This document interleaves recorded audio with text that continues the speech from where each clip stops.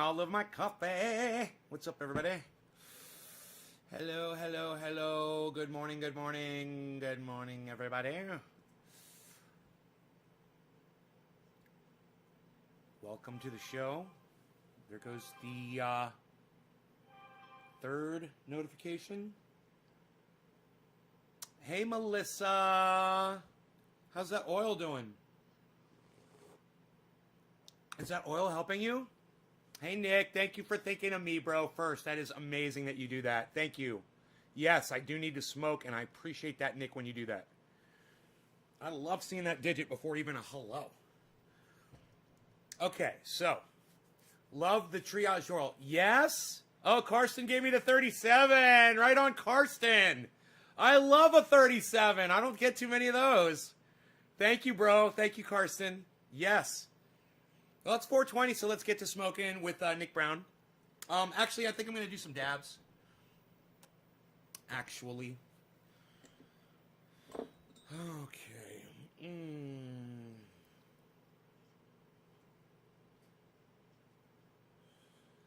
We're going to go to dabs instead here. For those of you who saw the political title and said, oh, he's doing politics, I'm not going to go in there. Ah, you're going to miss out on an awesome dab session.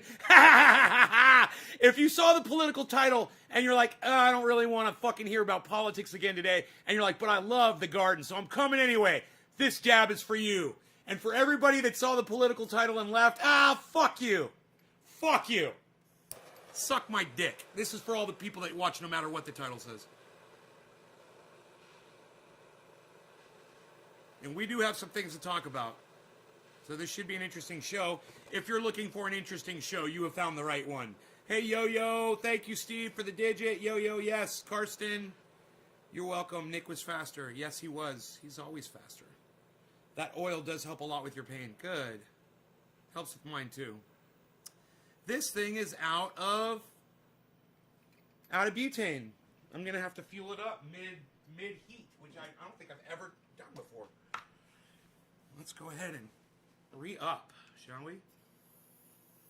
You just do this. You hold it straight until you see exhaust. As soon as the exhaust starts coming out, that's when you stop. It's usually about 15 seconds for a big torch like this.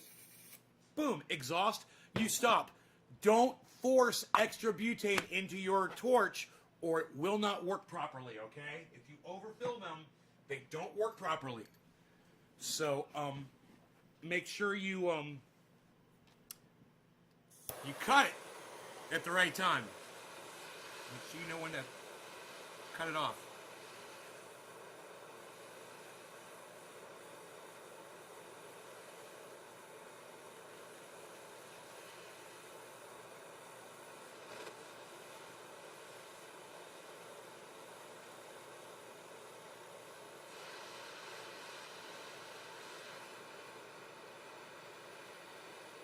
Okay, we're all hot and ready to go. You got the propane tank still. Never ever call Nay by his real name. For all you new people, don't call him Nathan. Jacob, it's not your job to come in here and tell my audience what to fucking do, okay, dude? You're not the rule setter in here, all right? And another thing, Jacob, you coming in here and telling people that makes them want to fucking do it, you fucking little troll. Fucking stroke. Piece of shit, Jacob. Fucking troll stroker. You trying to give people ideas, you fucking asshole? I have a feeling you're going to end up getting blocked on this live stream. Cheers, everybody. Cheers, Nick Brown.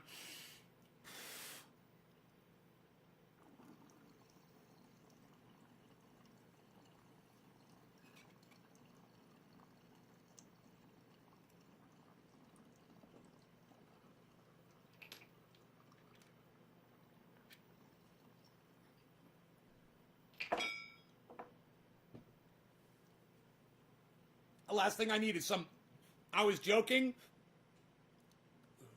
I don't like your fucking jokes. I'm about to block you.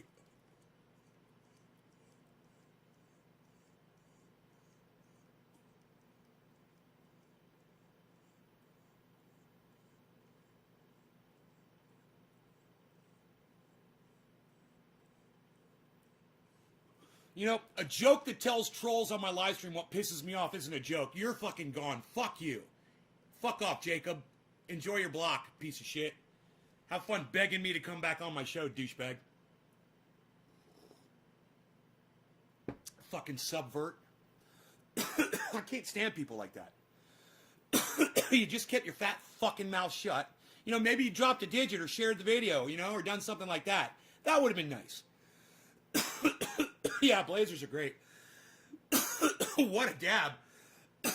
I think I'm starting to dab sweat here. Let's check in with that. Oh, yeah. Oh, yeah. Gotta love that shit. Melissa says, bye, Felicia. Melissa says, bye, Felicia. Melissa says, bye, Felicia. Melissa says, bye, Felicia. Bye, Felicia. Bye, Felicia. That's kind of got a beat to it. Melissa says, bye, Felicia. Lol. I got the blue propane, $3.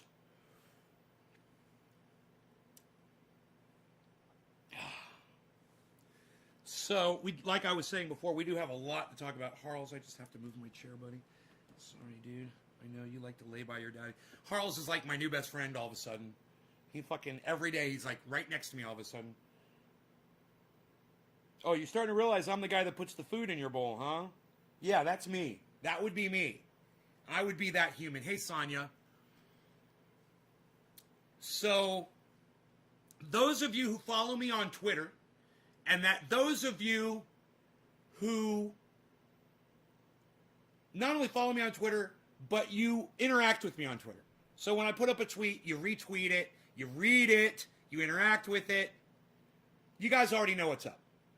You guys already know what's going on. For those of you guys who don't follow me on Twitter, you have no idea. You have no idea what this is about or what I'm going to talk about right now. But,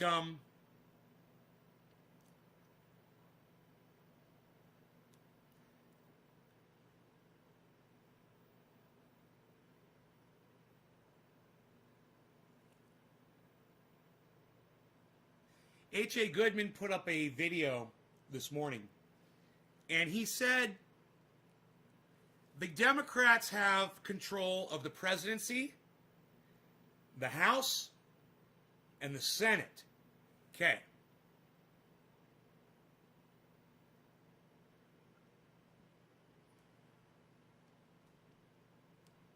Ty Daniels. Yeah. You're spamming, so I'm just gonna block you. Bye. I don't let spammers come in here and spam like you do. Are you a fucking idiot? You see a live stream with 29 people on it and you start spamming it like you think you're going to get a message out there?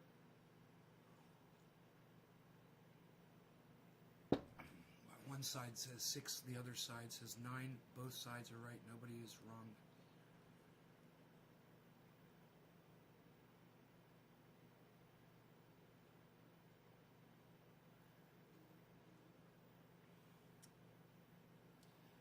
Artie's trying to get all deep with us and kind of fell short. Artie, you fell short.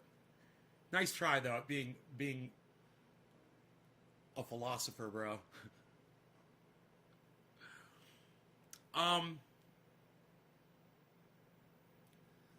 So to get back what I was saying,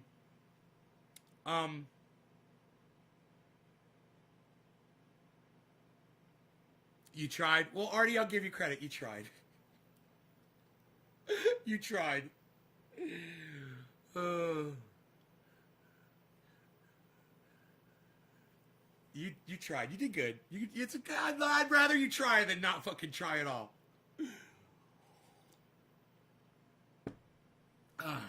But I see where you're trying to go with that. It was just the whole 6-9 thing doesn't really fit. I would say instead of a 6 that they're looking at, I would say it's a $sign, right? Doesn't matter if it's upside down or right side up. The left and the right still see a $sign, and that's all they fucking care about. Take your 6, swap it out for a $sign, and I think you got it. Right? It's like the left is looking at a right side up dollar sign and the right's looking at an upside down dollar sign, but they're the exact same thing. Money. Money. Right? You like that one?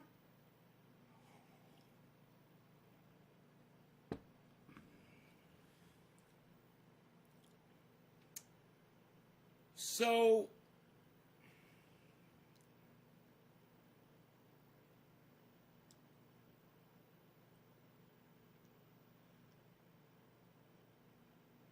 H.A. Goodman said that the Democrats have the presidency, the House, and the Senate. And that they are going to do absolutely nothing. And I agree. They're going to spend a lot of time on the hocus pocus, focus over on Donald Trump.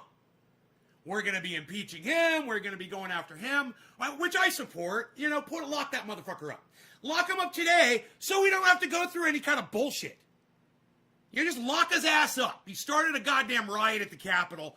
Lock his ass up. Be done with it. And then maybe we could start focusing on other shit. But no. H.A. Goodman is right. And while H.A. Goodman is just as guilty of this same thing, he's the biggest fucking hypocrite out there. He is correct in saying the Democrats have the presidency, the Democrats have the Senate, and the Democrats have the House. And they won't do anything that they fucking promised to get elected. Medicare for all, fuck you. You're not going to get it. Universal basic income, fuck you. You're not going to get it. We're going to get rid of all college debt. We're going to wipe it off. Fuck you. They're not going to do that. Yeah, he set the fucking rate to 0. See how long it takes him to fucking start boosting the goddamn interest rate on those goddamn student loans again. Just wait. They're doing shit to appease you. I don't trust them for a fucking second. It's the goddamn author of the crime bill. I'm sorry, let me correct myself. The proud author of the fucking crime bill.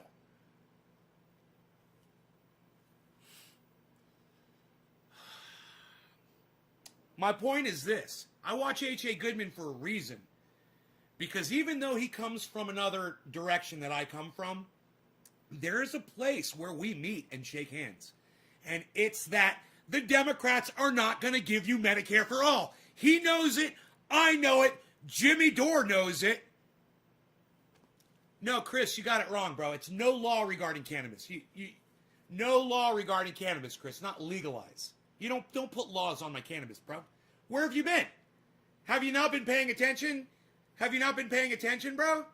No law. We don't say legalize cannabis anymore, bro. That's old shit. Do you identify as a progressive? I certainly agree with almost every progressive idea that I've ever heard. Yeah, it would make me a progressive, wouldn't it? An independent progressive?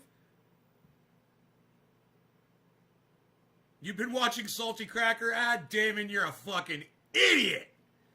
You're an idiot for watching that guy. I can't even watch him for fucking 30 seconds. God, you are a moron if you watch that guy's show. Oh my God, I'm going to end up blocking you, Damon, from this live stream. I have a feeling you're going to get blocked next. I've been watching Salty Cracker. Jesus fucking Christ, you are a douchebag.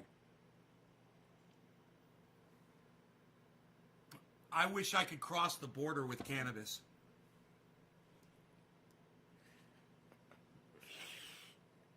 All right, who is my second digit drop? Just ship it across the border, bruh. Okay, we had Nick Brown. Then it was the Karsten Cloud. Karsten Cloud. Clouds of cannabis. Have you watched the Rubin Report? I get the clips, I don't watch on a regular basis. Bro, Damon, if you said you were watching the show like on the reg, I would be really concerned about you, man. It's like, well, you might as well go watch fucking Hitler give speeches, bro. You know, that guy, his name is Salty Cracker, and it's perfectly fitting for him. You know, he's a fucking racist prick. And his followers are douchebags. They're idiots. They believe his bullshit. If you listen to him after you've watched me for years, certainly you see that, Damon, or are you just a moron? You probably are. You're probably just a moron, bro. And there's nothing I can do with you. But, dude, if you're watching that shit's the most toxic shit on the internet. And this is great. Artie's asking me if I watched the Rubin Report. Dude, the Rubin Report, meaning Dave Rubin, the guy who talks like Dave Rubin, the guy who talks like Kermit the Frog, that guy, Dave Rubin, is that who the Rubin Report is?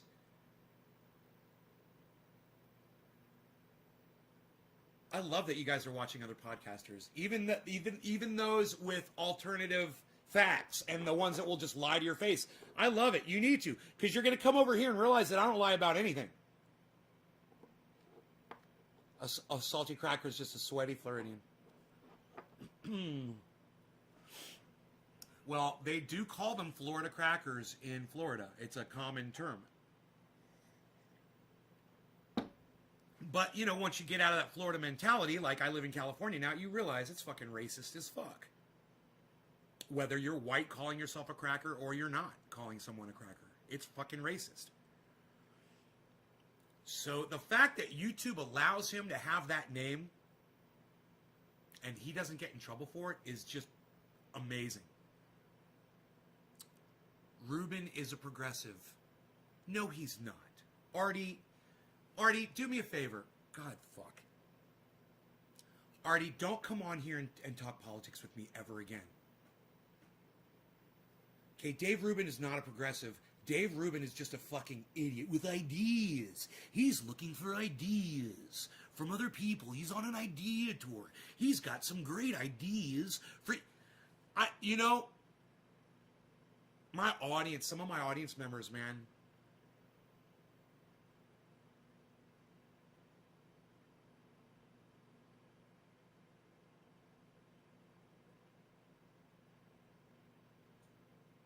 Go watch the fucking Convo Couch. Okay? Go watch Convo Couch. Go watch Candace Owens. Go watch Sean Hannity.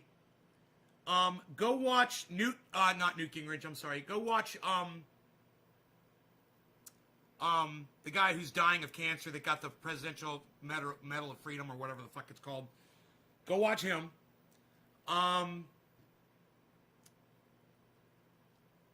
You know, go watch, but definitely go watch Convo Couch and go watch, God, man, who are some of these other fucking cunts out there? Oh, go watch Sam Cedar. You know, you're obviously, Art and Damon, you guys are obviously hungry for narratives. So I'm telling you all the fucking narrative people that I can think of. And you know what? Don't ever come back here to my show again. Go watch your fucking narrative, people, and stay. The whole point of me telling you to go watch these other people was so you'd catch fucking 30 seconds of it and be like, God, those people are fucking idiots, Nay. Not, oh, Nay, did you hear the latest from the Convo Couch? Oh, Nay, did you hear the latest from what the Rubin Report said? Oh, Nay, did you hear who did you say? Who did you fucking bring up?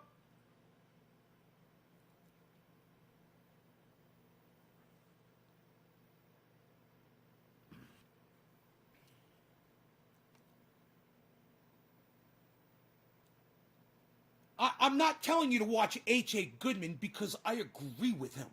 I'm not telling you to watch Ben Shapiro or any of these douchebags that I tell you to watch because I agree with any of them. You're supposed to fucking watch them for 3 seconds and go, wow, they're straight lying to my face. Nay's right. These people are lying. Did you see the latest upload from, what did you guys, who was the other fucker? You said Rubin Report and who the fuck? And Salty Cracker? Dude.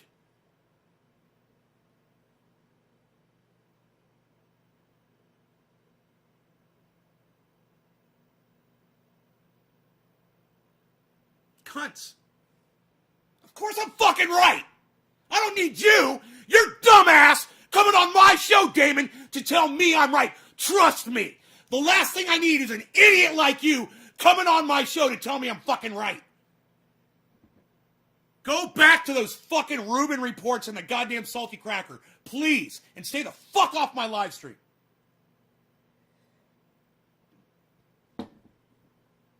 I almost choked on my coffee because I am just so blown away that some of you motherfuckers just don't get it. You just don't get it. Yeah, what? You thought I told you to go watch Salty Cracker because to go subscribe and support and watch every fucking episode, dude? Is that what you thought? Do you think I tell you to go subscribe to H.A. Goodman because I want you to fucking take it all in, man, and watch every goddamn episode? You're sitting there fucking feeding into it. You're fucking believing it all, man. I can't believe you guys are audience members from here. You don't listen to a fucking thing I say, ever. You don't listen to me, man. God, none of it's to you two guys. All of this show and everything that I've done has made no fucking difference. I should go watch Rubin Report. I should watch Salty Cracker. Oh my fuck. Jesus fuck, I think I just sprouted a third testicle. Fuck! Wonder if that means I'll have a better orgasm.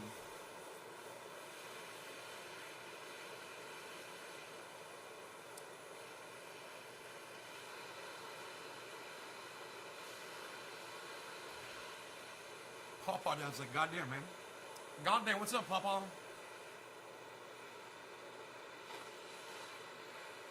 Magic. Biden's obviously more of the same. Most I worry about is warmongering because calming down on defense spending could solve so much. And now it's time for a dab. Fucking Salty Cracker and Rubin Report. My God, man. My God. Hey, you guys are fucking borderline Nazis. You realize that? You realize that? Fucking, you guys are idiots, man. I mean, seriously, there's something wrong with you. You're not paying attention to anything. You're just hearing your narrative being fulfilled. That's called confirmation bias. You need to watch my show more often and take some of it in. Cheers. Who is after Karsten? Karsten, is it you? Karsten, cheers, Karsten.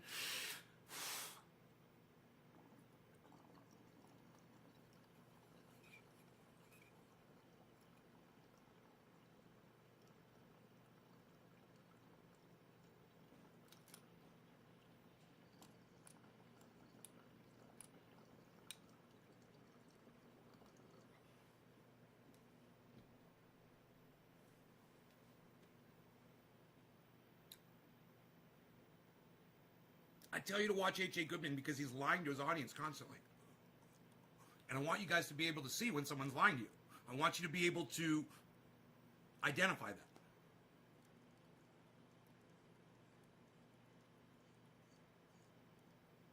Right? So some people's fucking each other. I never said Rubin was good. I know you did. I love Artie and,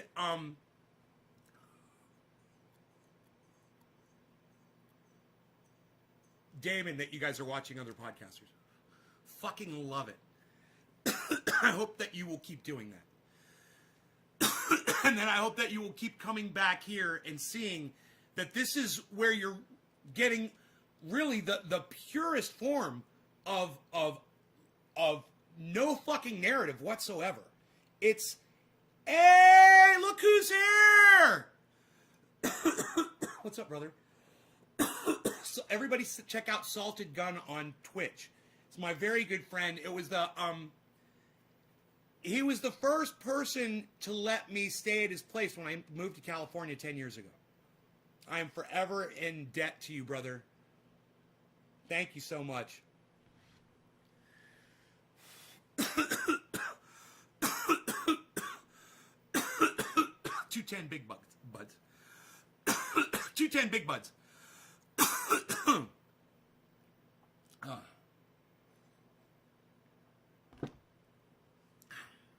That's exactly why I checked out Salty. We familiar. I mean, when you're watching someone like Salty Cracker, you already know who I listen to on the regular. Yeah, I know. When I can't listen, like I turned on Convo Couch, the very first video I clicked on, I just tried one because Graham Elwood had them on and was talking about them. I clicked on them. They started talking about election fraud, and that motherfucker, the guy, says, I've studied all of the research. I know that this entire election was a fraud. The machines were rigged. He starts like that. I was like, oh, click. I was like, whoa, really, Graham? I'm like, do you realize what these guys are saying? Dominion is suing Sidney Powell and Rudy Giuliani for almost a collective $3 billion, everybody. That's the narrative that Graham Elwood wants to share with his audience? These convo cocknuts? Are you fucking kidding me?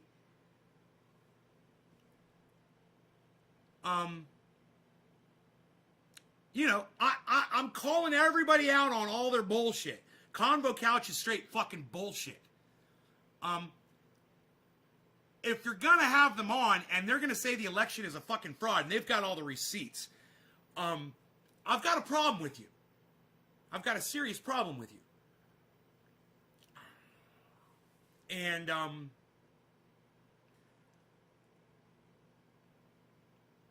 you've got to call these people out. You know, and Graham should have been right there. As soon as they said that, he said, whoa, wait. What do you mean you've got the receipts? What do you mean that you've studied it? What do you mean that are you certified? Are you a digital programmer? Are you a software engineer? Okay.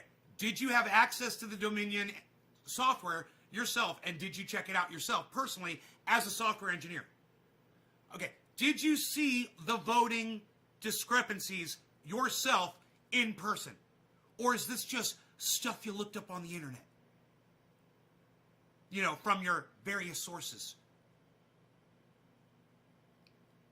Just ask a couple questions back, a little bit of pushback. That was some fucking total bullshit. And I was like, oh man, dude, you got these people on your fucking show, bro.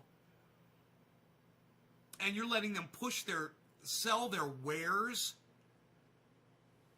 Oh my God. Oh. Push their fucking narrative that the election was a fraud. Hey man, I fucking hate Biden just as much. I hate Biden more than anybody else. I fucking hate Biden and I fucking hate Donald Trump. I hate them both. I would put them both in a goddamn car compactor and just crush them both together. And that would be fine with me. I fucking hate them. For you to come up with some narrative to defend Donald Trump, you know, in this fucking election, this fucking bullshit narrative. Yeah, there's cases of election fraud. There's a case here and a case there, and someone cheated here and someone may have fucking floated some fucking votes over there. But not to the tune of fucking 6, 7, fucking 8 million fucking votes for the other guy. Let it fucking go. You know? And let's move the fuck on. That's what I'm trying to do. That's what I'm waiting for with H.A. Goodman. It's not going to happen. Do you know what he said this morning? Oh, yeah. This is going to be the narrative for the next 4 years. We got to get Donald Trump back. Donald Trump's the greatest president ever.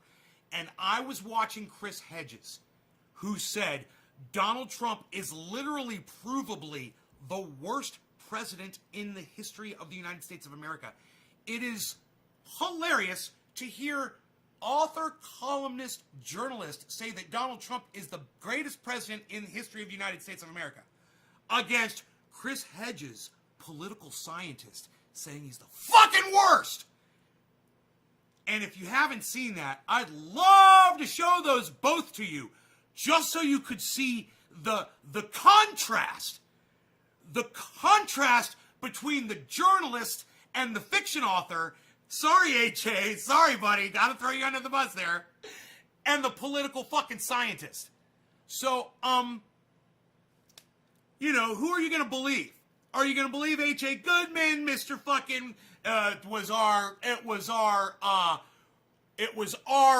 he said, what were the words he used? What was rightfully ours was taken from us. To Chris Hedges, you know, who's actually got an education. Sorry. And doesn't use the word apoplectic on every goddamn podcast. I'm fucking apoplectic. Let me tell you who else is. H.A. Goodman, man. I could put a highlight reel together of his apoplectic moments. And then at the very beginning, I'd have him be saying, the apoplectic, and that would just be him going off. I would love that shit.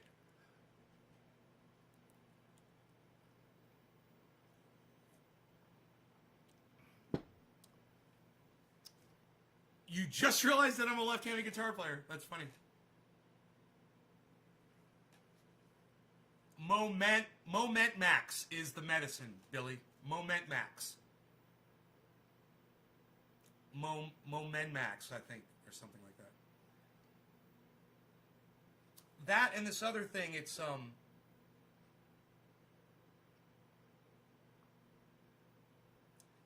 kind of an antibiotic that he's on every day. My Beazle.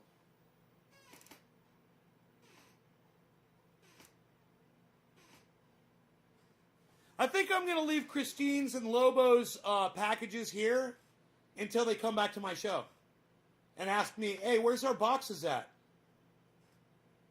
And then I'll be like, oh, you mean these boxes that have been sitting here waiting for you to come back to the show? 2 fucking free and one of them's going to goddamn Ireland. Free. Well, the other one's not free. She paid for it. I was giving it to her for free, and she asked me if she could pay for it, and I was like, yeah.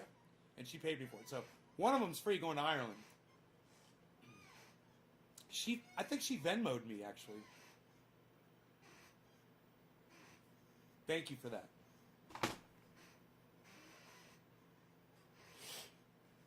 Hi, Margie.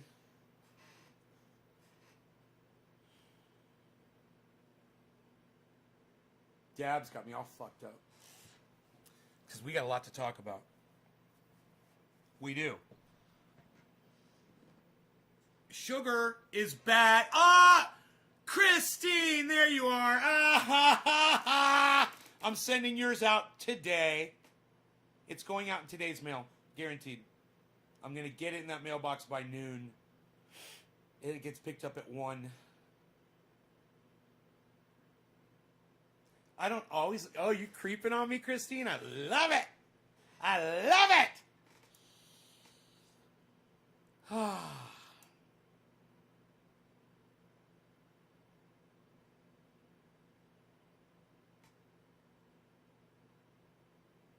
ESP again. Christine was watching. That was funny. You're just talking to Lance. Where's Lance? Is Lance on the phone or in person? Are you with him right now? Wait, today's Monday. Are you with Lance?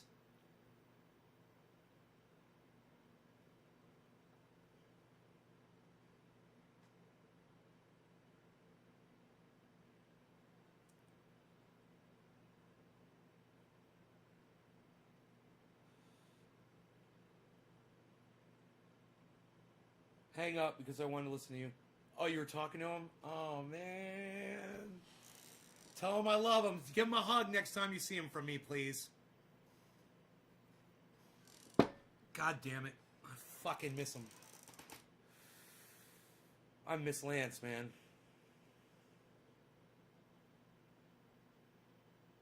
You're so lucky. You still live over there? But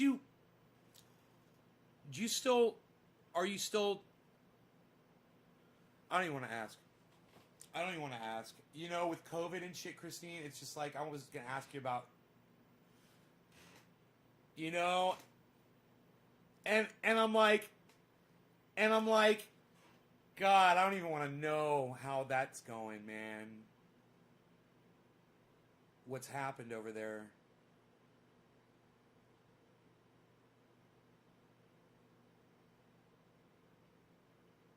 Well, that would be a conversation we could have with Christine.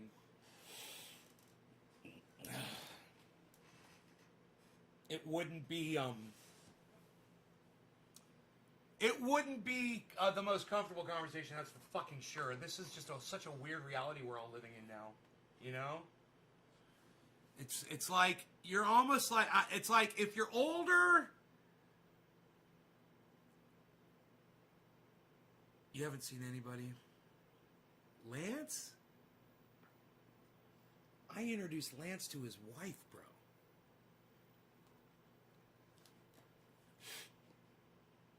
They've got 2 kids.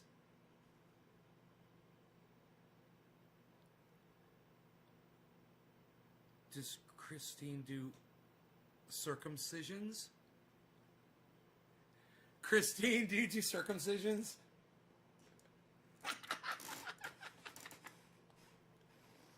That's funny, Billy.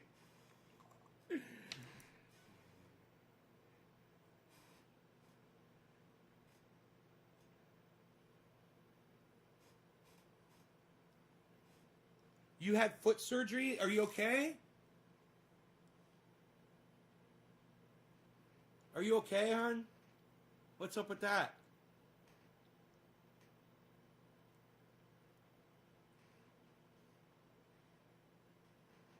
God damn, man. I'm so worried about everybody. I can't get enough of this triage oil. I cannot. It's cold. Listen. It's 30 degrees outside. It's going to snow tomorrow. It snowed last night. Right when I cut off the video, I was like, oh, it was snowing outside, man. It was fucking snowing when I cut the video off and I didn't show you guys. But anyway, it's going to snow tomorrow, you know, and it's going to snow for 7 days. There is ice everywhere outside. Fell on the scooter. No, I don't remember you falling on a scooter in the Springs.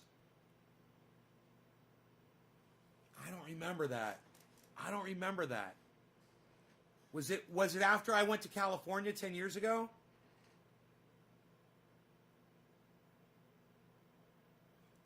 God damn. We're supposed to get snow tonight.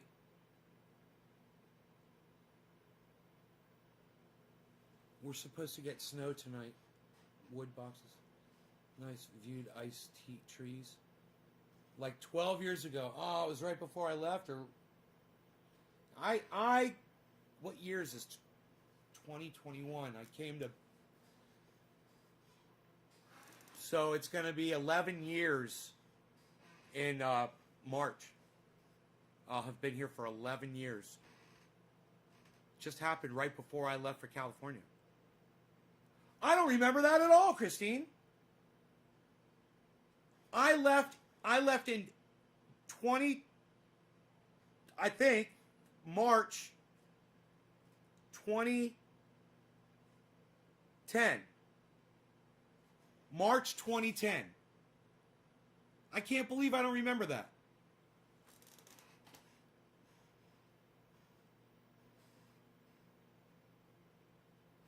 You put out on a clip this morning around 3 a.m., Damon?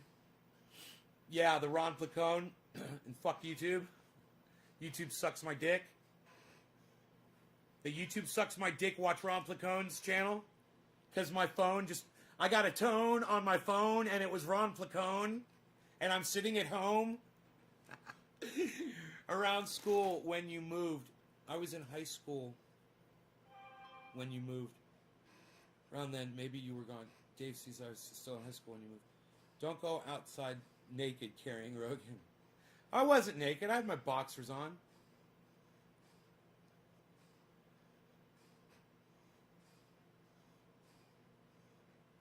That's the one. I've been here for 8 of them years, says Artie. Artie. 2013. Damn. Around that should be right. 2010. You shared it to Ron Placone. Oh, fuck. He's going to see it. He's definitely going to see it. That's awesome. Thank you, Damon. He might not see it if I put it up, but if you retweet it at him, yeah, he'll fucking see it. And when you guys retweet my stuff at Ron and Graham and all that, they see it. Graham is very interactive on Twitter. I fucking love it. You know, he will see stuff that I put up and he will like it, man. And it just makes me so happy. You know, it validates me, you know, for having an opinion. And, you know, I don't know how he feels about the election fraud thing. But, you know, anyone pushing that narrative I have a problem with. So, I'm just, you know, show me the fucking facts. Show me the evidence, or shut the fuck up and quit being a bitch. You know? And I'm not talking about Graham, I'm talking about Convo Couch.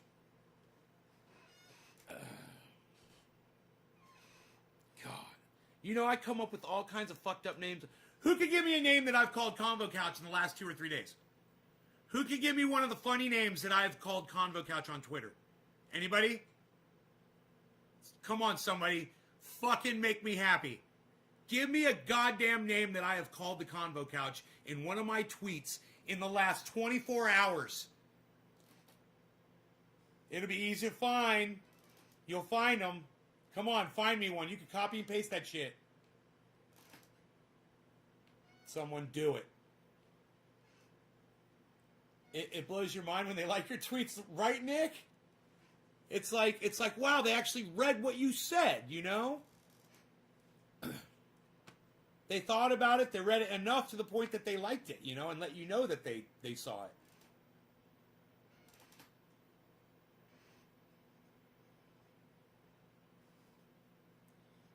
Dang, you're getting texts on stream again, and I keep thinking it's my phone. I'm getting texts on stream? What? We ignore facts. Couch. Yeah. Karsten got it! Karsten! Right, hon, Christine, I got that Venmo. Thank you. Thank you for that. I just told them. Right before you got here, I was like, Christine Venmo'd me. Karsten got it. It's Convo. We ignore facts, Couch. I fucking love that, man. You know one of my favorite ones, though? Yeah! The one Nick Brown said, Convo, we make stuff up, Couch. I cracked me up. Convo, we make stuff up, Couch. Yeah, you know, if you just be fucking honest, man. Why do you gotta have a fucking narrative? Why do you have to like Donald Trump? H.A. Goodman. Why do you have to like Donald Trump? Convo Couch. I mean, why would you be investigating the election if you're not even an election investigator unless you had some kind of a dog in the fight? It's obvious that you've got your tongue up Donald Trump's butthole. And it's probably orange.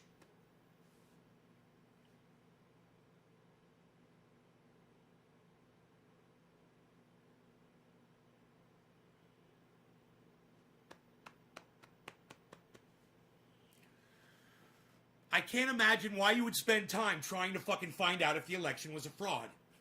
You know, I can't imagine why you would spend time on that. Why else? You know? So, you want to say that there was some fraud? Good. I agree. There was some fucking fraud. I'm sure. I got my ballot sitting over there.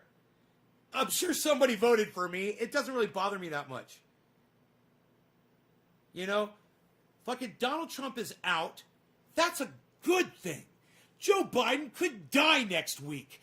There you go. That's some more sunshine around the corner. Right? That guy's not going to fucking last. He can't even talk. Yeah, I listened to, or I tried to listen to his fucking speech and what, you know, you want to call a press conference. As soon as they start asking questions, off he went.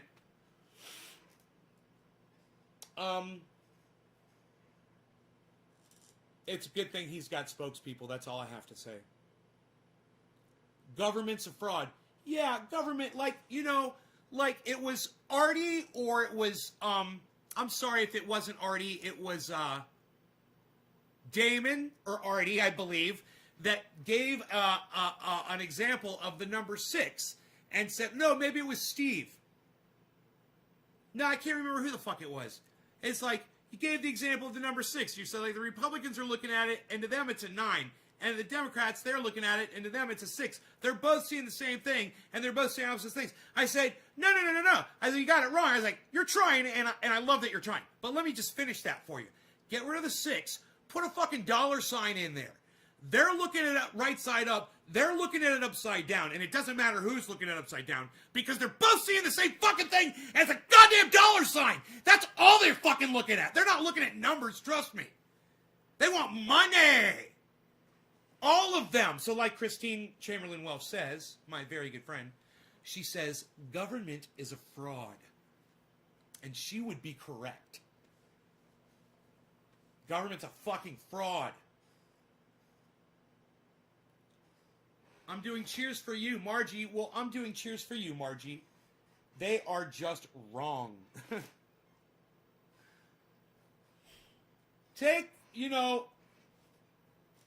Someone said something. It was Chris Hedges.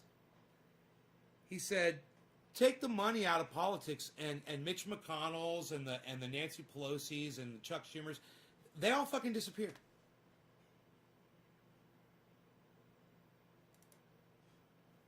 Get rid of the lobby. You get rid of the fucking crooks that are profiting off the lobby. Now, once again, I go back to what H.A. Goodman said. The Democrats have the presidency, they've got the House, they've got the Senate. They promised Medicare for all, and just, Joe Biden said he was never going to give you fucking Medicare for all. He was explicit about that. He's a fucking douchebag. But the rest of the Democrats all campaigned on Medicare for all, universal basic income, and forgiving student loan debt. Among other things, getting out of foreign wars. What did we do on day one when we went into fucking Syria? Joe Biden sent American troops into Syria to go steal oil from Syria, from the Syrians, to kill people to take their oil so that Russia can send their troops in there and we can have a proxy war on Syrian soil over oil? Huh.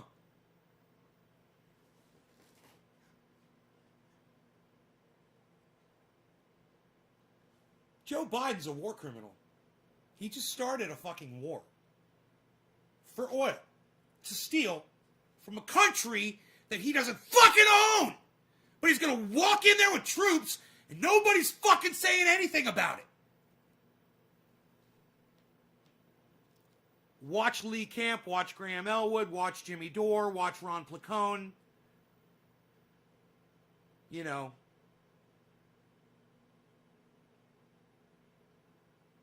Even H.A. Goodman's talking about it. But just let me watch H.A. Goodman. You guys don't...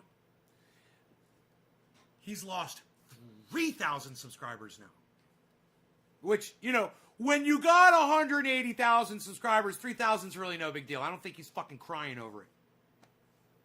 But the reason why is because you cannot sustain a lie with your audience. And people are going to pick up on it. Those were the people who were leaving H.A. Goodman are the ones who actually believed him. The ones who are staying are the ones who are kind of like me. They're like, we just kind of like you, bro. You're a Bernie supporter. You were smart. You made a lot of sense back then. We kind of want to bring you back into reality. But now he's made it clear for the next 4 years, he's going to spend trying to get Donald Trump back into the presidency. That's what I don't think I could listen to him anymore with him being like that. That's psychotic, man. And I just want him and Chris Hedges to debate it. Christopher Hedges, just, hey, have a debate. Worst president in the history of the United States of America, best president in the history of the United States of America.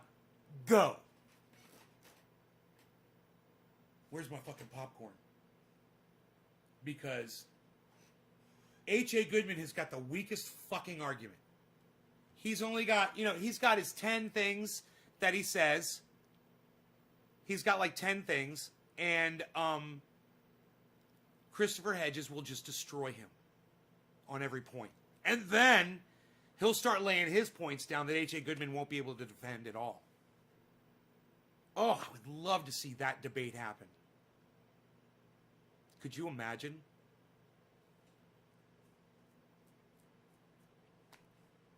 I really want you to hear Christopher Hedges say that, and this is an audio recording of Christopher Hedges. I want you to hear Christopher Hedges say, and you guys need to understand who Christopher Hedges is. Computer, who is Christopher Hedges? According to Wikipedia, Christopher Lynn Hedges is an American Pulitzer Prize-winning journalist, Presbyterian minister, author, and television host. His books include War as a Force That Gives Us Meaning, a finalist for the National Book Critics Circle Award for Nonfiction, Empire of Illusion, The End of Literacy and the Triumph of Spectacle, Death of the Liberal Class, Days of Destruction, Days of Revolt, written with cartoonist Joe Sacco, which was a New York Times bestseller, Wages of Rebellion, The Moral Imperative of Revolt, and his most recent, America, The Farewell Tour. My bad. I thought he was a political scientist by the way that he speaks. I'm wrong. Oh my goodness. I just assumed that he was a very highly educated political scientist. Computer. Christopher Hedges' education. Chris Hedges went to Colgate University. He went to Colgate. I've never heard of it. My bad. I'm totally proven wrong there. Well, but you've got to hear what Christopher Hedges says about Donald Trump. Here, listen to this. That is so funny. He's an author, but man, has he written a lot of books. Holy shit. I don't know why I thought he was a political scientist. Just when you hear him speak, man, he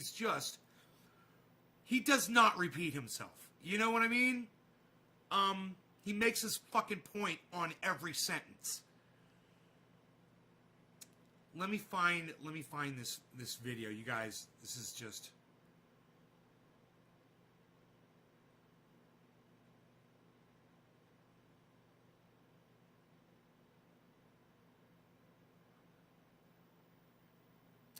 Dude, I don't know where it is.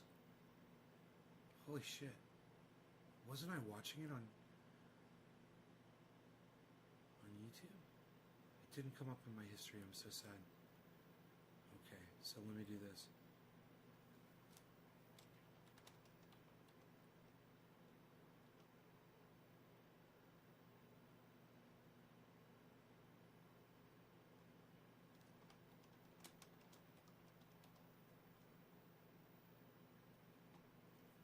Let me find this audio. Oh, I think I found it.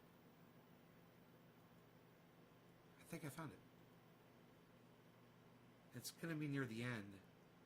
I'm here today with my friend Chris Hedges. This is it. All right. I'm at an hour right here. I know the books like Naomi Oreskes, Merchants of Doubt, and others like it have talked about the difficulty of creating the call to action for this terrific challenge that could end life on Earth in the not-too-distant future. I've seen books like Naomi Klein's older brother Seth's recent book called The Good War, about the analogy between war preparation by the Canadians for World War II and what is a 55. Let me see if I can find it. Laptop issue. Nobody, which they tried to dismiss again as Russian disinformation, nobody in the Biden campaign challenged the authenticity of what was on that laptop. And when the New York Post reported it, which is what a journalist should do, Twitter locked them out of their own account. There was a concerted effort by the digital platforms and the traditional. Dude, I hope I can find this. Oh my goodness, it's a long interview. I was asking her about this Institute for New Economic Thinking and what kind of guidance she would give me. And she said at the time, Rob, what you need to do is study the silences. Joseph Roth was another one. They were close friends, who certainly saw, number one, the folly of World War I, the suicidal folly of World War I, for which they immediately became pariahs. And Zweig wrote this great play, Jeremiah, this point of his book, The Endangered American Dream, is that members of labor unions and unorganized, unskilled workers will sooner or later realize that their government is not even trying to prevent wages from sinking or to prevent jobs from being exported. That we've seen, how you say, periodically throughout history. So the question is, and I can see from your title of your book, America, the Farewell Tour, or some of your recent articles, that I guess I would conjecture that you probably don't believe that the energy, the will of resistance can overcome the tools or the power of the other side, and that we are headed towards that danger zone again. Actually, we've kind of been in it. Trump was a symptom of that in the minds of many people, but it feels to me like we're, how do I say, Cornel West and I were texting on the day when it was announced that Biden won in Pennsylvania, which looked like would clinch sufficient electoral votes to win. It's this far in. And in our interaction, we kind of said, this is an eerie day, because what we're doing is celebrating the return to power of the thing that caused what we are celebrating is leaving. And as you underscored, I think the real danger here is with systemic malfunction of this depth and degree and resilience. How are we going to get back to the structures of what you call democratic capitalism? Well, that's exactly right. But it also has a very negative effect in terms of the promotion of the kind of liberal, with a small L, Fuck. Damn, I New York should. Times, along with other high-profile Democratic donors, that if Sanders was the nominee, he would vote for Trump. So what does that say? It says that the billionaire class, of course they prefer Biden, and Silicon Valley and Wall Street at the end of the campaign pump. We don't know how much because it was through super PACs, but significant sums of money. 1%, the last figure I read, support Trump. They have acculturated the Christian message to the worst aspects of American capitalism and American imperialism. Democratic Party, I think, committed kind of suicide. I think that the Biden administration will cede the ground for a competent fascist. I'm going back 1 minute at a time now. Without that money, Bernie Sanders clearly would have been the nominee in 2016. Remember, Bernie did not take corporate money. This was a true grassroots effort. And I have criticism of Sanders, but this was a true grassroots effort. But the oligarchic elite was quite open that Bernie Sanders would never be the nominee. There was all sorts of dirty tricks in both 2016 and 2020, using the DNC as a vehicle to support the Clinton campaign. And people can intuitively sense that people aren't addressing what fuels their despair. How do you explain that? I mean, I understand what you're talking about vis-a-vis corporate structure and the media, etc., but designed to make money, and that is going to be a problem under Biden. But so he increased his vote count by 11 million votes, and that has to be a huge flashing. I think this is it. So watching the Biden administration go back to more of the same. I think I found it. The presidential race in American history, 74 million voters of the country by rapacious global corporate entities which are supranational and have no. I think this is it. I think I found it. I'm just going back a little bit. We've already seen it with this kind of cyber attack, or when Hunter Biden's laptop was discovered with all sorts of damaging emails and apparently pictures of him smoking crack and having sex or whatever. Again, that was an attempt to tar this as Russian disinformation. Again, if you look at even the New York Times, when they talk about the John Podesta emails, these were he was Hillary Clinton's campaign chair, which were published by WikiLeaks. It's described as disinformation. Well, as a journalist, this is very frightening. It's not disinformation. Those emails were true. Nobody has ever challenged the veracity of those emails. So, on the one hand, we've seen a kind of savaging of the country by rapacious global corporate entities which are supranational and have no loyalty to the nation state at all. Ralph Nader correctly calls them traitors. Coupled with the breakdown of a media system which sets one demographic against another. I'll just close by saying that we must never forget that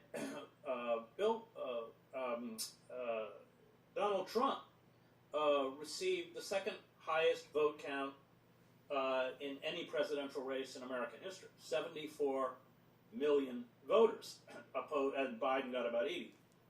Now, this is after one of the most disastrous presidencies in American history. Flagrant corruption, ineptitude, racism, appointing conspiracy theorists, etc. he increased his vote count by, and not being able to handle the pandemic. Although it's not completely his fault. The for-profit healthcare system is not designed to handle a national health crisis. It's designed to make money. Him and H.A. Goodman would agree there. But so he increased his vote count by 11 million votes. And that has to be a huge flashing red light. So watching the Biden administration go back to more of the same, it has apparently rebuffed Bernie Sanders' desire to be Secretary of Labor. They just I want to hear him say. I want to hear him say Donald Trump's the worst president in American history. On the Energy Committee of a media system which sets one demographic against another. I'll just close by weaker. You've already seen it with this kind of cyber attack, or when said, well, that's of course because the Russians want Bernie Sanders. Essentially, sweeping up because we're all of our profiles are available, our own proclivities for National Public Radio, 94, 95%, I can't remember, for MSNBC, and then this is such a great interview, man, when you hear it from start to finish. It wasn't ever that big. The subscription base was in the media, and I think Matt Taibbi has probably done the best work on this. Read his book, Hate Inc. It's a very good analysis of what's happened to the media. That is true throughout the country. I wrote a book, Days of Destruction, Days of Revolt, with Joe Sacco, out of West Virginia. These were sacrifice zones. We went to the poorest parts. He says now we're all a sacrifice. Rage, and I think that the feeling of rage is legitimate. The white working class, and I have a particular sensitivity. Obama, black mascot for Wall Street, which was correct. It's a good one. And what you really got was the transformation of the Democratic Party into the Republican Party. The Republican Party was pushed so far to the right that it just became insane. And we're watching its insanity at the moment. But this left the working class absolutely bereft. Dude, I think he's talking about it here. The Mine and Safety Act, the Clean Water Act, this was all Nader, but it was pushed through by liberal senators, Proxmire, Fulbright, and others. Wellstone, maybe even one. I wish I could find him say, Donald Trump is the worst president in the history of America. Income tax. I want to find it so bad. And so what you saw, and I learned much of this from Ralph Nader.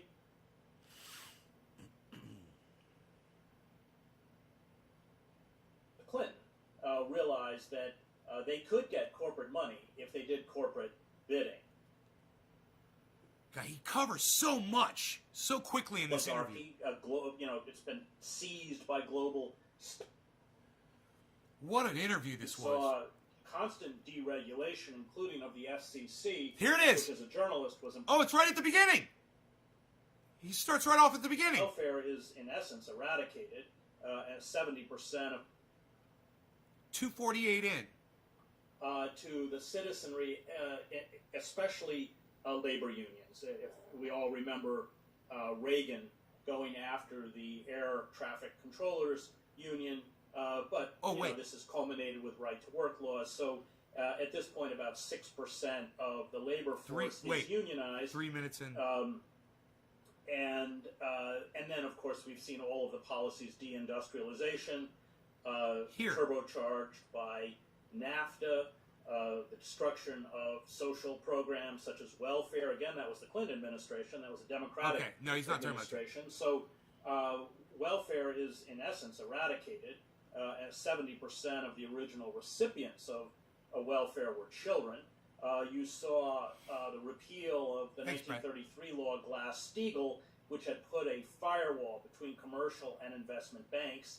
That was destroyed, which precipitated the global meltdown. So he's talking about the past. It's funny. I wonder where he says that. The Chamber of Commerce that laid out a kind of blueprint by which corporate America could So respond sad. to what the political scientist Samuel Huntington called derisively America's excess of democracy. I couldn't find it. Backers like Lloyd Blankfein. I mean, Blankfein, which comes out of the criminal organization of Goldman Sachs, Blankfein made it very clear, he was the former CEO, during which the Trump administration clearly was and is trying to orchestrate, is just their disorganization and their sorts of dirty tricks in both 2016 and 2020, using the DNC as a vehicle to support the Clinton campaign quite openly. In 2016, they openly stole the Nevada caucus. They denied independents in many states the right to vote in Democratic primaries, although we should remember the taxpayer pays for the primaries. They erased all sorts of people from the rolls. They used superdelegates, and these tactics were all in place again. So the Democratic Party, I think, committed kind of suicide. I think that the Biden administration will cede the ground for a competent fascist, and the only thing that saved us from a coup d'etat, which the Trump administration clearly was and is trying to orchestrate, is just their disorganization and their ineptitude. But putting a competent fascist like Mike Pompeo or Tom Cotton linked to the Christian right, and I am a seminary graduate, and I'm glad you mentioned James Cone, my close friend and the greatest theologian in America since Reinhold Niebuhr. These people are, this Christian right, this prosperity gospel is heretical. And I don't say that lightly. I have a deep church background. My father was a minister. My mother was a seminary graduate, although she was a professor. I at one point could read the Bible in Greek. I mean, I know it. And the failure of the liberal church to denounce these people for who they were in the name of tolerance and dialogue has been disastrous. The Christian right, 81%, the last figure I read, support Trump. They have acculturated the Christian message to the worst aspects of American capitalism and American imperialism.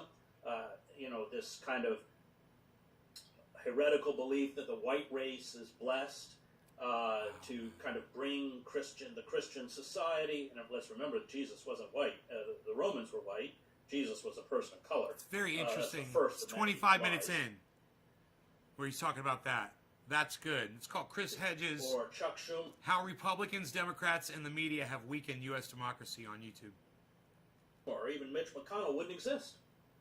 They are products of this money. They are the servants to this billionaire class, to these corporate entities. Oh, did you hear that? That was that. Being able to anoint. That was that quote that I quoted him on earlier. That was the quote I quoted him on earlier. How much these intelligence agencies are being allotted. And so the system is rigged in this sense. If corporate money was removed 2230 from the election and political process, then figures like Nancy Pelosi or Chuck Schumer or even Mitch McConnell wouldn't exist. They are products of this money. They are the servants to this billionaire class, to these corporate entities. And their power comes from being able to anoint and fund the candidates that they choose that will do the bidding of corporate power. And without that money, they vanish. Without that money, Bernie Sanders clearly would have been the nominee in 2016. Remember, Bernie did not take corporate money. This was a true grassroots effort. And I have criticism of Sanders, but this was a true grassroots effort. But the oligarchic elite was quite open that Bernie Sanders would never be the nominee. There was all sorts of dirty tricks in both 2016 and 2020 using the DNC as a vehicle to... Okay, so that's 23 minutes in. But, man, I find that spot on there where he says Donald Trump is the worst president in the history of the United States. In fact, I bet you he's probably done a whole video on that. I wouldn't be surprised. I'm going to look for it. but I'll let you all go because I know I'm probably boring you guys. Oh, I guess I'm not boring you guys. Or you guys are enjoying this, huh? You guys are enjoying this. I'm impressed. There's so many people here watching this while I'm listening to this conversation. God, I kind of want to find that part. It was like he probably talks about it several times. You know, to support the Clinton campaign quite openly. In 2016, they openly stole the Nevada caucus. They denied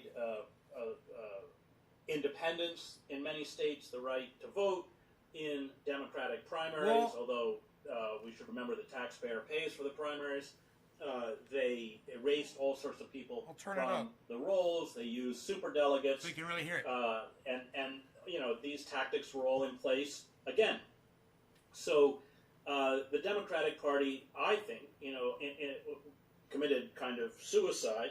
I think that the Biden administration will cede the ground for a competent fascist, and the only thing that saved us from a coup d'etat, which the Trump administration clearly was and is trying to orchestrate, is just their disorganization and their ineptitude. But putting a competent fascist like Mike Pompeo or Tom Cotton linked to the Christian right, and I am a seminary graduate, and I'm glad you mentioned James Cone, my close friend and the greatest theologian in America since Reinhold Niebuhr. These people are, you know, this Christian right, this prosperity gospel is heretical. And I don't say that lightly. I have a deep church background. My father was a minister, my public speaker, and I have a deep, deep respect for Islam. Meltdown that's happening. We are laying the groundwork for a kind of Christianized fascism. And I think that if the Democratic Party attempts to go back to what they call normal, and I think at this point it's very clear from the Biden appointments, which are drawn almost exclusively from the circles of the Democratic Party and the corporate elite, and these are the people that orchestrated the social inequality, the trade deals, the militarized police. Biden was one of the prime movers behind that, along with he knows it, doubling of our prison population, now the largest in the world. He repeatedly called for cuts to Social Security, wholesale surveillance. All of this came out. Here, would you rather hear it like this? And the that he has brought forward for his new administration are rooted completely in that corporate elite and in that ideology. And that's what I find very dangerous and very frightening. How would I say? I remember when you were talking about Nancy Pelosi, or Chuck Schumer or whatever, or Mitch McConnell. They're dependent on the money. Without the money, they wouldn't be there. My sense is that the system is so designed to favor money over votes as a currency for decision making that almost every elected official faces that pressure. And when we talk about different policies, not working on climate change, excessive financial deregulation, pharmaceutical monopolies, stock buybacks, aren't all of these symptoms of that malfunctioning system where money and concentrated wealth and the non-enforcement of antitrust, which further concentrates wealth, aren't these the contributing factors that render, how would I say, each politician vulnerable to defeat if they don't cope with this? So that's what needs to be reformed. They're not going to reform it, because if they reform it, they're going to lose power. And Pelosi and Schumer, they're quite aware of this. So on the one hand, the Democratic Party, look, imagine if the Democratic Party campaigned on universal health care, a guaranteed minimum wage for all, forgiveness of student debt, complete moratorium on foreclosures and evictions, an end to the wars in Iraq and Afghanistan, a government jobs program. I mean, they would sweep the elections. But of course, they wouldn't have their corporate backers like Lloyd Blankfein. I mean, Blankfein, which comes out of the criminal organization of Goldman Sachs, Blankfein made it very clear, he was the former CEO, during the elections that if, and he was quoted in the New York Times, along with other high-profile Democratic donors, that if Sanders was the nominee, he would vote for Trump.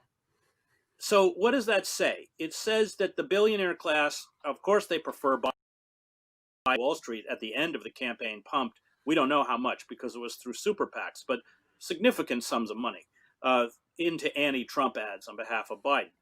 Because Biden restores the kind of gravitas and decorum and civility that was lacking in the Trump administration. But the fact is they can live with either. They prefer Biden, and they got Biden over Trump.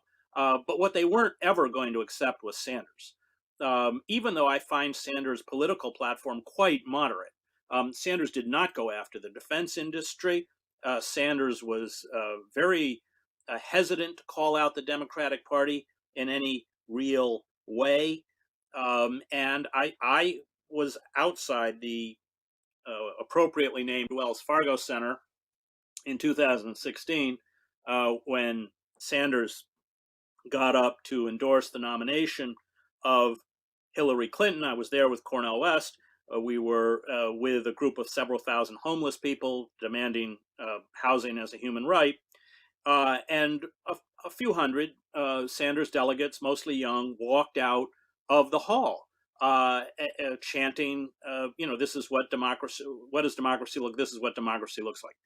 And Cornel, who's amazingly prescient as always, said to me, Bernie missed his historical moment.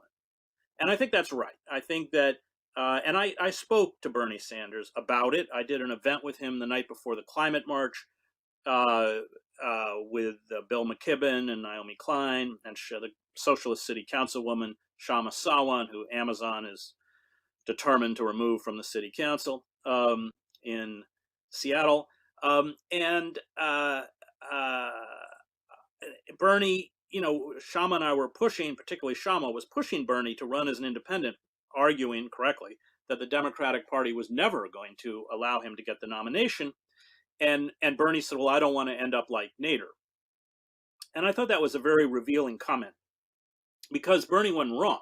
He understood that if he defied the Democratic Party establishment, of course, he would no longer be able to caucus with the Democratic Party and get seniority through the Democratic Party. But the Democratic Party would also go after him in Vermont and make sure that he was not reelected to the Senate. If you defy those corporate interests, they're pretty ruthless. George McGovern was one of the last to do it when he took on the animal ag industry, and they made sure that his Senate seat was taken from him in South Dakota. After, of course, the oligarchic class, Democratic and Republican, conspiring in 1972 when he got the nomination, the Republican and Democrats conspiring to destroy the McGovern campaign, which they did. So Bernie wasn't wrong, but we're never going to build a significant resistance movement in an election cycle. And I know because I've worked with Ralph, I was Ralph's speechwriter, I know all of the impediments that both parties, but in particular the Democratic Party throw up to third-party candidates, locking them out of the debates, constantly challenging voter lists, not because they think they're fraudulent, but because it runs up legal bills. At one point, Ralph's legal bills were over $1 million. Patty Smith and I were going around trying to raise money for him to pay it. I think that was, and that, Sanders, I think, chose his career over, and I think, unlike most politicians, I sense that Bernie is honest. And I think that his commitment to the working class is real. I don't think it's fake like John Edwards and all these other people. But I think in the end, he just did not want to confront the monolith because he knew how destructive that monolith would be to him and to his career, and he's not wrong. But I think that also makes him kind of morally and temperamentally unfit to lead this fight. I'm reminded of a quote from our friend James H. Cone in his book God of the Oppressed, where he says the only meaningful Christian response is to resist unjust suffering and to accept the painful consequence of that resistance. Now, in Bernie's case, he not necessarily a Christian, but the point is that in such a misaligned system as you're describing, if you don't accept the painful consequence of the resistance, then the resistance is not formidable, and then things continue to careen further and further off course, deepening despair, and produce the kind of authoritarian lurches that we've seen, how you say, periodically throughout history. So the question is, and I can see from your title of your book, America, the Farewell Tour, or some of your recent articles, that I guess I would conjecture that you probably don't believe that the energy, the will of resistance can overcome the tools or the power of the other side, and that we are headed towards that danger zone again. Actually, we've kind of been in it. Trump was a symptom of that in the minds of many people, but it feels to me like we're, how do I say, Cornel West and I were texting on the day when it was announced that Biden won in Pennsylvania, which looked like would clinch sufficient electoral votes to win. And in our interaction, we kind of said, this is an eerie day, because what we're doing is celebrating the return to power of the thing that caused what we are celebrating is leaving. And as you've underscored, I think the real danger here is with systemic malfunction of this depth and degree and resilience. How are we going to get back to the structures of what you call democratic capitalism? Well, that's exactly right. But it also has a very negative effect in terms of the promotion of the kind of liberal, with a small L, the liberal democratic values that you and I and Cornell care so deeply about. So when you have a liberal class, and I think at this point, to define the liberal class, we would call them the professional managerial class that is predominant on the East Coast and the West Coast, that is tolerant in terms of its attitudes towards different sexual orientations and race and that kind of stuff. But that has largely profited from the ravages of neoliberalism, and I think that they want to endow it with this kind of patina of civility. The problem is that all of the issues they claim to care about and to fight for, they surrender every election cycle to support figures like Clinton or Biden or Obama, who in power have essentially betrayed all of those issues. And that is eviscerating the credibility of the liberal elite. That's a fundamental component to the rise of any totalitarian movement. That was true in Yugoslavia. You had an ineffectual, self-identified democratic liberal elite after the death of Tito in 1980, in that kind of decade-long period before the war began, but it was just ineffectual. It wasn't able to actually carry out or respond in a meaningful way. There was economic devastation in Yugoslavia. It's a longer story, but Tito had gotten a lot of loans. Mostly they knew he could never pay them back because he was a buffer state, and then the Western banks wanted the loans paid. They couldn't pay them. Widespread factory closures. The economy went into a tailspin, hyperinflation, etc. So I think that Ralph's understanding when he decided to run for president, and I was one I agreed with, was that the only tactic that could force the Democrats to adopt part of these kind of progressive agendas and save ourselves from this slow motion corporate coup d'etat was to defect. That if 5, 10, 15 million people, I'm quoting Ralph, left the Democratic Party behind a third party candidate, a progressive third-party candidate, this would be the only chance we would have for effective political change. That didn't happen for many reasons, and here, of course, is where we are. I would recommend, I don't know if you know it, Richard Rorty's last book, Achieving Our Country. I think it was written in 1998. I've read it. Yeah, I've read it. 1998. Yeah. And he nailed it. And I'm just going to read this paragraph. He's talking precisely about this process. Many writers on socioeconomic policy have warned that the old industrialized democracies are heading into a Weimar-like period, one in which populist movements are likely to overturn constitutional governments. Edward Luttwak, for example, has suggested that fascism may be the American future. The point of his book, The Endangered American Dream, is that members of labor unions and unorganized, unskilled workers will sooner or later realize that their government is not even trying to prevent wages from sinking or to prevent jobs from being exported. And let's just, as a caveat, remember that wages in real terms have declined since the 70s. Production has risen by 77%. If wages had kept pace with production, the minimum wage would be $20 an hour. But I remember enjoying many conversations with you and he and a couple of dinners together. And I just wanted to remember him as you and I get together. At any rate, Chris, thanks for joining. Thanks for being here.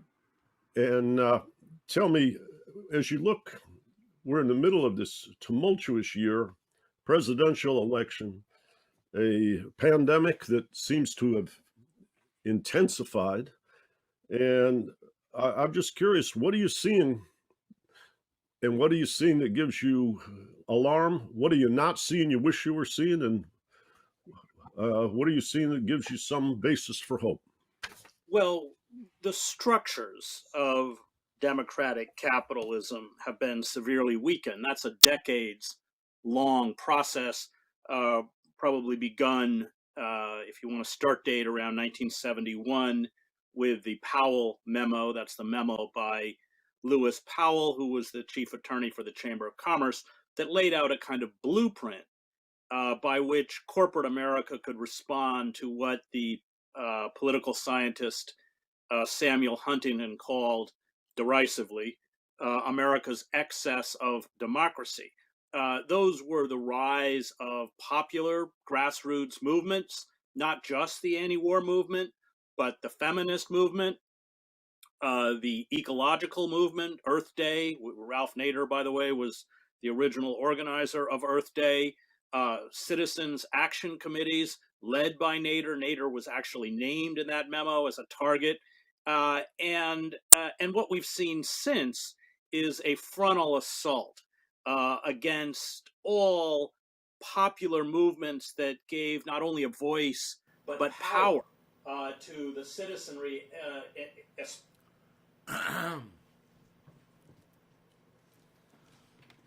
That's fun for the whole family.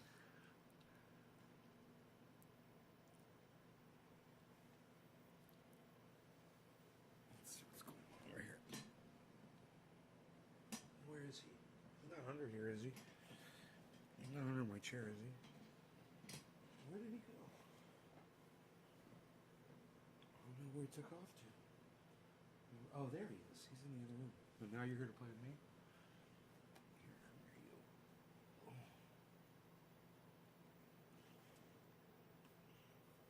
Show everybody how beautiful you are. You're so beautiful. No, come here. Look at you. Look how beautiful you are. You're such a beautiful boy. Why are you so shy? Why are you so shy? You're so beautiful. Why are you so beautiful? Oh, look at you. You're so shy. He's so shy of the camera, man. It's so funny. You're so shy. Look at you hiding under your daddy. You're so cute. So it's fucking 30 degrees outside, but I have to take him out for a walk on the ice. And it is ice out there. It is all ice. So, oh shit. My hose bib is leaking. Fuck. Fucking A. It's just the manifold. But that's actually okay. It's running that hose bib a little bit, which is good. I need a little drip coming out of it. But got me a little ice issue outside, guys. Actually, here, look. I noticed it from the window. It's kind of interesting.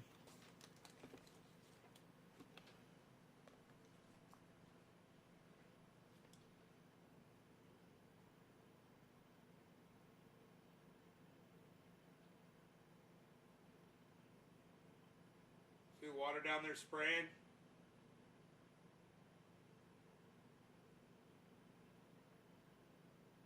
See the water shooting out of that hose bib?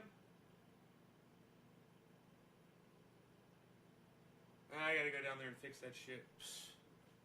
Nobody's fixing that shit anymore, pal. Unreal. Check out my friend Ron Placone. RonPlacone.com. Ron Placone on YouTube. Subscribe to his channel and hit the bell. Make sure you do that. I will see you on Twitter. Come to Twitter. Get notifications on Twitter. I will see you on the Twitter. Goodbye, everybody. It's at Nays Garden on Twitter. Seek me out on the Twitter. Download the app. Bye, guys.